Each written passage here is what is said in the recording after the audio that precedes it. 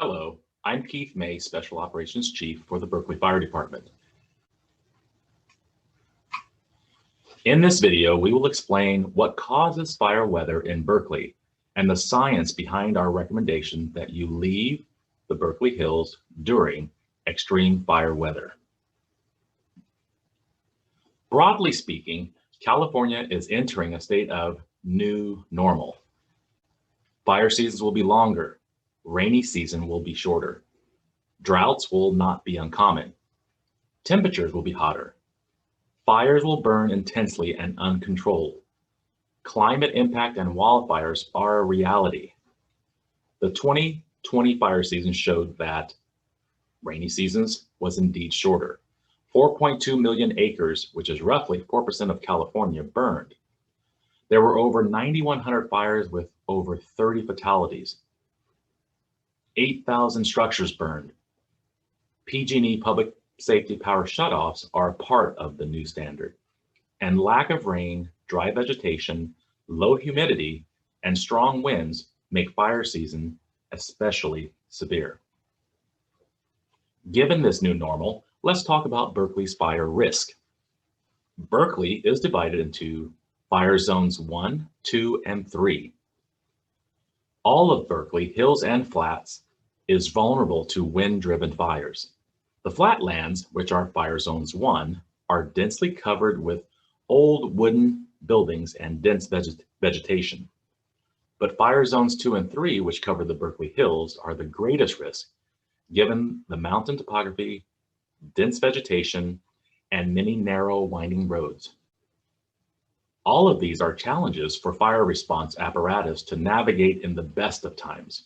When these roadways are packed with cars and people trying to escape a fire, it will be really difficult for us to get responders up into the hills to fight the fire.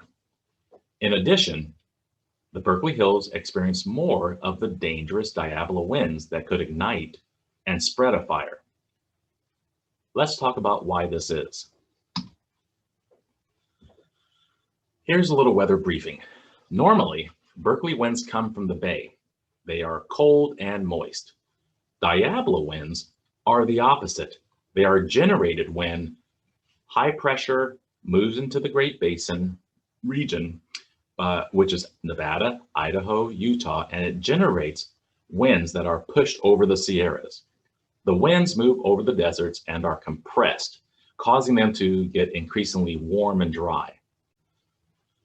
Then these strong winds come through the canyons towards the lower elevations, creating turbulence and unpredictable conditions. In short, when these winds reach Berkeley Hills, they are very dry and very fast. These Diablo winds can ignite fires, spread fires quickly, and make firefighting conditions very difficult. We have developed tools to measure how these winds could affect us here in Berkeley. Oftentimes, these conditions will generate a red flag warning from the National Weather Service. Red flag days are days with especially low humidity and high winds. On red flag days, fires can start more easily, and it is more difficult to put them out because the weather conditions help them move faster. Wildfires can be dangerous on any day, but when these weather conditions reach critical levels, we all need to take extra care. This chart looks at low humidities and wind speeds. According to the Weather Service, the colored areas could all potentially qualify as red flag conditions. But you can see this is on a spectrum. There's no one point where conditions become safe or unsafe. Often the forecasts put us squarely in one spot. So the Weather Service also uses other factors like fuel moisture to help make the decision about whether we're in red flag or not. You can see here that not all red flag conditions are created equal. For that reason, Berkeley has taken this a step further. We've identified that conditions in the purple are extremely dangerous. Berkeley terms these conditions as extreme fire weather. In 2020, we had 25 days of red flag conditions. We had just 2 days that meet these extreme fire weather thresholds. Just to emphasize how this matrix translates into catastrophic fires, we can look at recent and local events. You see that they all occurred during what we would call extreme fire weather conditions. 1991 Berkeley Oakland Hills fire. The relative humidity was 2%, with winds coming from the east at 40 miles an hour. 2017 the Tubbs fire. The relative humidity was 7%, with northeast winds at 49 miles an hour. The 2017 Atlas Peak fire, the relative humidity was 11%, with northeast winds 49 miles per hour. The 2017 Thomas fire, relative humidity 9%, with northeast winds 33 miles per hour. 2018 Camp Fire, the town of Paradise. The relative humidity was 23% at ignition, with northeast winds somewhere between 25 and 30 miles per hour, with gusts up to 50 miles an hour. Also, within 10 hours, the relative humidity dropped to 11%.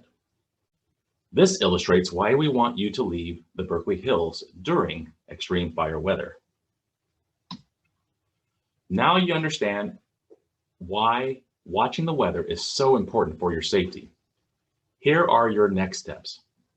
Now that you know about how fire weather in Berkeley could affect your safety, you and your household can create your fire weather plan. Visit our website to download the tools and learn more.